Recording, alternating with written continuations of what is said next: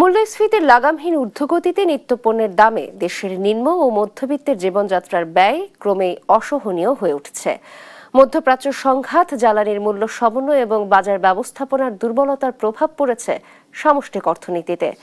এমন বাস্তবতায় ৯% ছাড়িয়ে যাওয়া মূল্যস্ফীতি আসন্ন বাজেটে ৭.৫% নামিয়ে আনার লক্ষ্য সরকারের। অর্থনীতিবিদরা বলছেন, আসন্ন বাজেটে মূল্যস্ফীতি নিয়ন্ত্রণই হবে সরকারের বড় চ্যালেঞ্জ।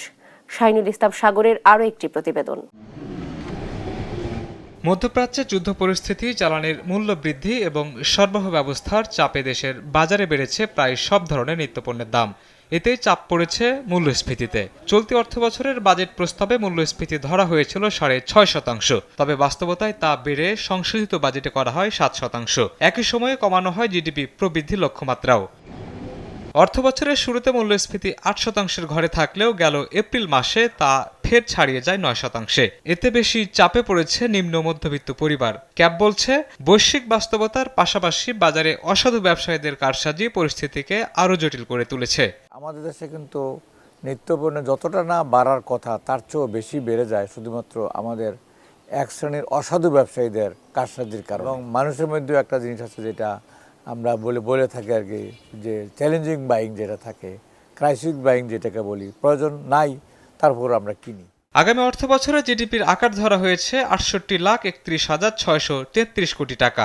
সেই সঙ্গে মূল্যস্ফীতির লক্ষ্য নির্ধারণ করা হয়েছে ৭.৫% এবং প্রবৃদ্ধি ধরা হয়েছে ৬.৬%। এমন বাস্তবতায় আসন্ন বাজেটে মূল্যস্ফীতি নিয়ন্ত্রণকে সবচেয়ে চ্যালেঞ্জিং হিসেবে দেখছেন অর্থনীতিবিদরা। গত ৪-৫ বছরে মূল্যস্ফীতি কারণে মূল্যস্তর কিন্তু অনেক উপরে চলে গেছে। মূল্যস্ফীতির হার যদি আমি এখন ৭%ও নিয়ে আসি, তো তাহলেও গত ৩-৪ বছরে আমার মূল্যস্তর তো অনেক উপরে চলে গেছে। সুতরাং মানুষকে সেইটা আমার নিশ্চিত করতে হবে। তো এইটা করতে গেলে একটা বড় উপাদান হলো আমার বিনিয়োগ। বিশেষজ্ঞরা বলছেন, বাজার ব্যবস্থাপনায় কঠোর নজরদারি, সরবরাহ সচল রাখা, আমদানি ব্যয় কমানোর পাশাপাশি কৃষি উৎপাদন খাতে বাড়াতে হবে নীতি সহায়তা। সেই সঙ্গে মুদ্রানীতির সঠিক প্রয়োগ এবং সরকারি ব্যয়ে শৃঙ্খলা ফেরানো জরুরি। তাহলে তো বাজারে যেহেতু সংকটটা সরবরাহের দিক থেকে, সরবরাহ যদি না বাড়ে আর আপনার বাজেটের ব্যয় বেড়ে যায়, তাহলে তো সামষ্টিক চাহিদা বৃদ্ধি পাবে এবং যেটা ঘটছে মূল্যস্ফীতি তার উপরে আরও এডিশনাল বৃদ্ধির একটা জায়গা তৈরি করবে। সেখানে সমস্যা আরও গভীর হয়ে যাচ্ছে।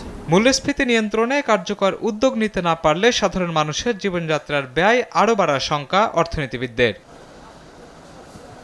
শাহিনুল ইসলাম সাগর, দেশ টিভি, ঢাকা।